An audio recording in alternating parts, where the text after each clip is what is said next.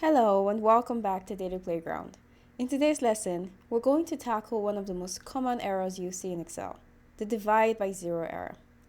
I'm going to show you a quick and easy fix to handle this permanently. Let's jump right in. So first things first, what does this error mean? This error happens when you're trying to divide a number by zero or by an empty cell. Excel can't divide by zero, so it throws an error. Let me show you an example. Here we have sales for some products and we have the units sold. Say we want to calculate the sales per unit, which is going to be the sales divided by the units sold. Now when we copy our formula down, we notice that we have the error where we have 0 as a denominator or a blank cell. To fix this error, we're going to use an IFERROR function. The IFERROR function lets you handle errors by displaying a custom message or value when Excel encounters an error.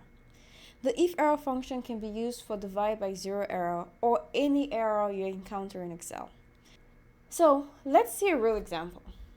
So rather than just our divide formula, we could wrap our formula with IFERROR and we put in the value we want to return if Excel encounters an error.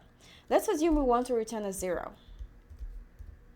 Now when we copy our formula down, we'll see that we get a 0 as sales per unit where we have 0 or blanks for units sold. Alternatively, we could say we want to return blanks rather than 0. In this case, we just put in double quotation with no value within. And when we press enter and we drag our formula down, we see that we return a blank amount where we have no units sold. You can even add a customized message and say no units sold and copy your function down. And then you'll get exactly what you put into the value to return IFERROR whenever Excel encounters an error. And that's it. A simple way to handle any error you encounter in Excel.